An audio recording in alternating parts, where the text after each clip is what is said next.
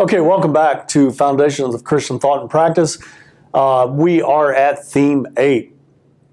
Remember, we've made a huge transition. We've moved from the Old Testament, the Hebrew Bible, now into the New Testament.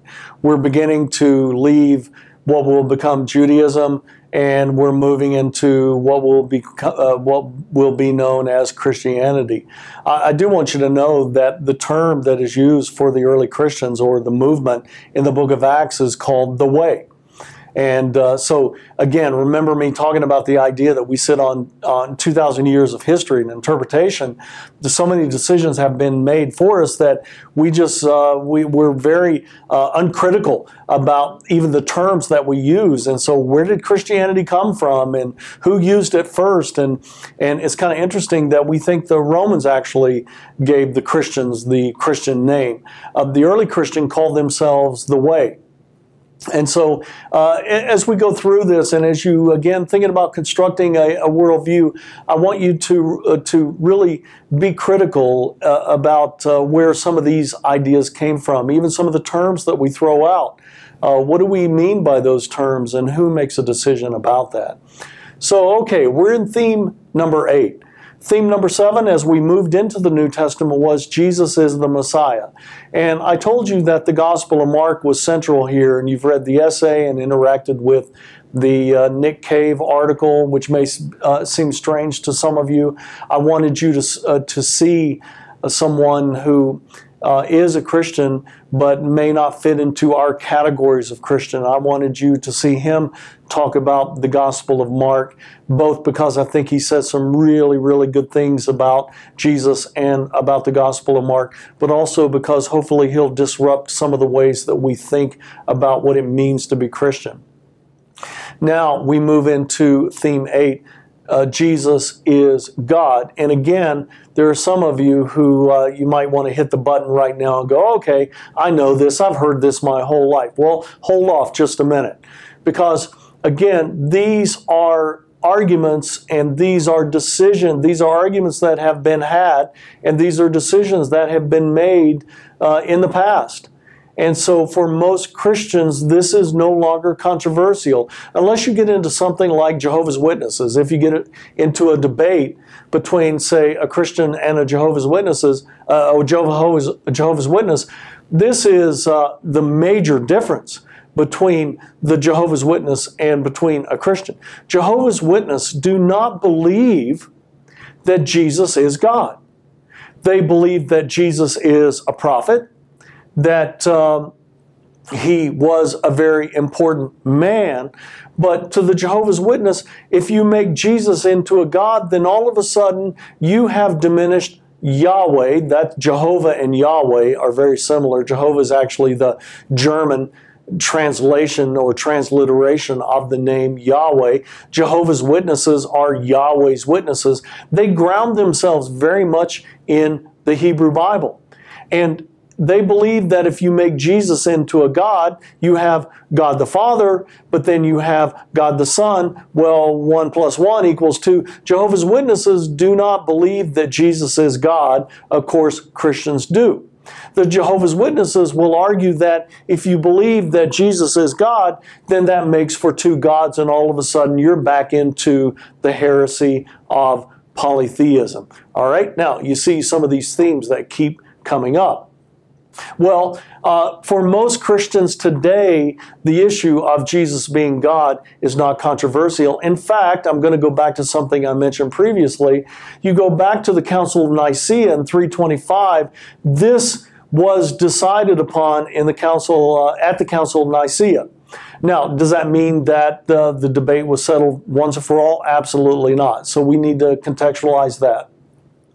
But I want you to know that the Council of Nicaea in 325 CE becomes the council for Orthodox Christianity. And if you're like me, I go to my church pretty much every Sunday. And when I go, every Sunday we say what is called the Nicene Creed.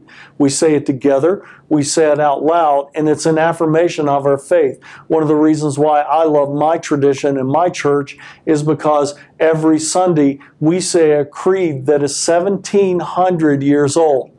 Absolutely amazing. And so the Nicene Creed will settle the issue of who Jesus was. And Christians today believe that Jesus was fully God and fully man. Orthodox Christianity believes that Jesus is fully God and fully man. And is that a mystery? Yes. Can we understand it? Absolutely not. Does the Trinity make sense? No, it doesn't. But it becomes foundational to Christianity. Just because it's mysterious doesn't mean it's wrong.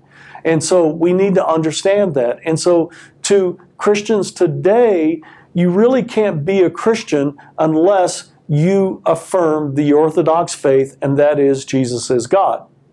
Now, go back to the book that attempts to address this, and that is the Gospel of John. So if Theme 7, Jesus is the Messiah, is deeply rooted in the Gospel of Mark, I'm rooting this 8th theme, Jesus is God, in the Gospel of John. And so recall the first verse in John.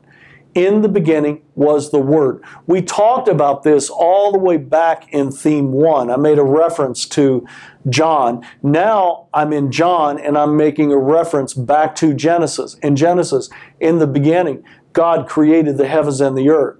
In the Gospel of John, in the beginning was the Word, and the Greek word there is logos.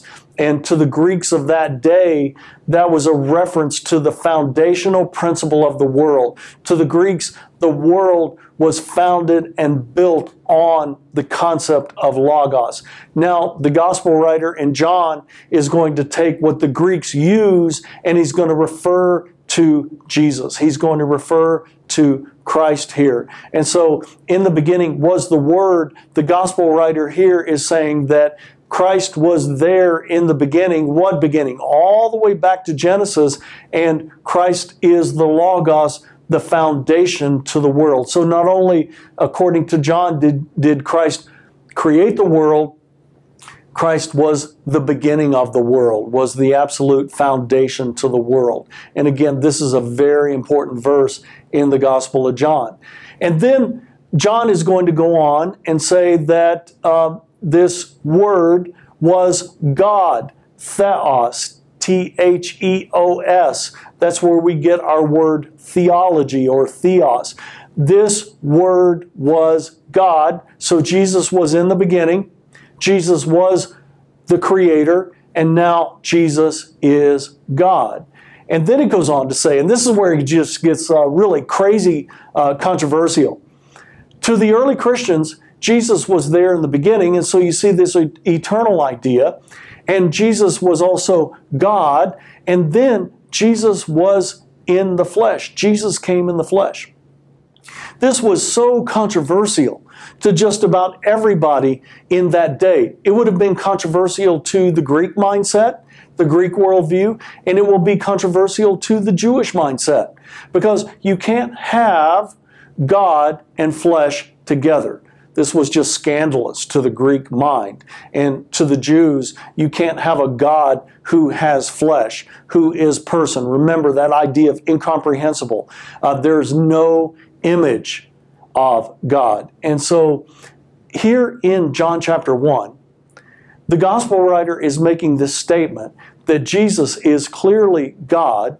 And if you're going to understand Jesus, you need to understand that Jesus is God. But it's also saying that this Jesus was flesh, was fully human. And so the Council of Nicaea in 325, it was a vicious debate between Christians, not between pagans and Christians, between Christian and Christian.